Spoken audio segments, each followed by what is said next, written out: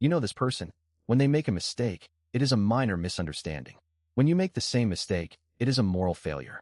They hold you to standards they would never apply to themselves. They demand grace they never give.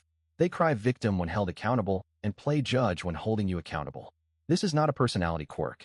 It is a philosophical condition. Nietzsche identified it over a century ago. He called it ressentiment. The weak convincing themselves they are strong by tearing down everyone around them. And it is everywhere. Here is the uncomfortable truth. The people with the biggest egos are often the least competent. Psychologists call this the Dunning-Kruger effect. The less you know, the more you think you know. The worse you are at something, the better you believe you are. Competence requires the ability to recognize your own shortcomings. But that recognition itself requires competence. It is a closed loop of self-deception. The truly skilled are haunted by doubt. The truly incompetent are blessed with certainty. And certainty is loud. Doubt is quiet. So the worst people dominate every room. We live in an era that confuses weakness with virtue. If you are struggling, you are authentic. If you are loud about your pain, you are brave. If you accuse others, you are speaking truth to power.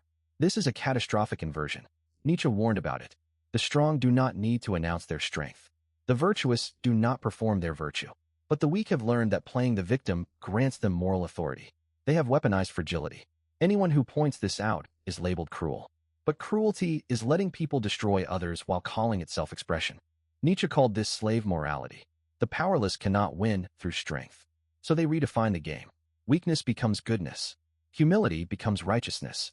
Suffering becomes a badge of honor. And they punish anyone who refuses to play along.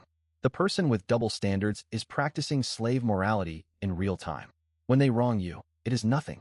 When you wrong them, it is everything. The rule bends to serve their self-image. Because deep down, they know they are not enough. And they cannot bear to face it. So they build a fiction where they are always the hero. Why can they not see themselves? Because self-awareness is painful. It requires admitting you are not who you pretend to be. That you have been wrong. That you have hurt people. Most people will do anything to avoid this. They will lie, gaslight, rewrite history, burn relationships rather than admit fault. Nietzsche said man would rather will nothingness than not will at all. These people would rather destroy everything around them than destroy their own self-image. The ego is not protecting them. It is consuming them. So how do you deal with someone like this? First, understand something. You cannot reason them out of a position they did not reason themselves into. Their double standards are not logical errors. They are emotional armor. Logic will bounce off. Facts will be dismissed. You are not having a discussion. You are witnessing a defense mechanism. The only way to win is to refuse to play. Do not argue. Do not explain. Do not justify. State what you know to be true and walk away. Your silence is more devastating than any argument. Arguments can be twisted. Silence cannot. You can learn from these people. Not what they want you to learn.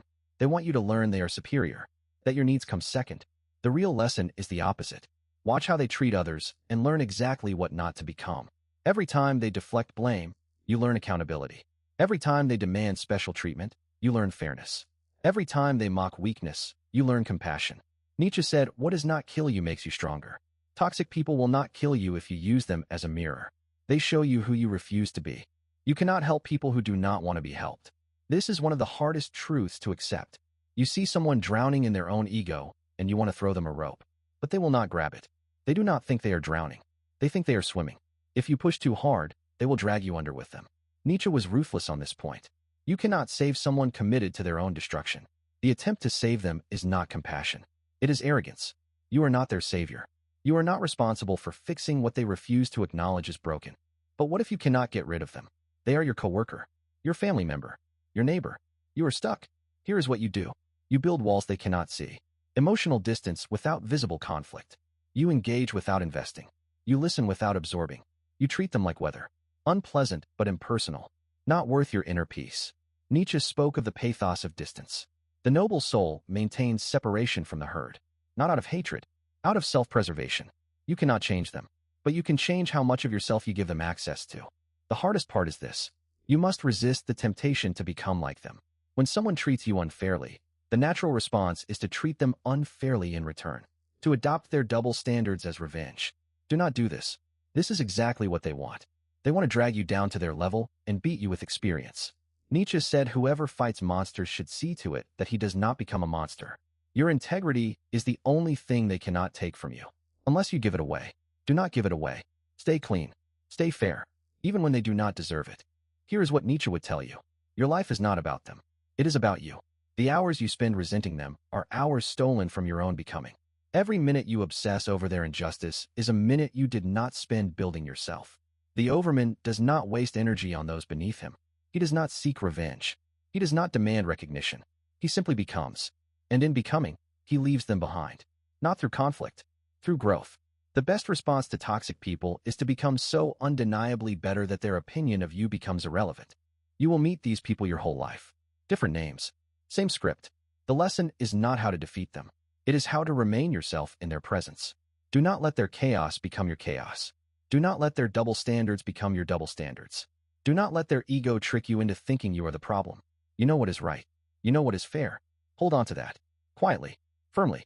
Without needing to prove it. Nietzsche said one must have chaos within to give birth to a dancing star. Let their chaos be the friction that sharpens you, not the poison that infects you.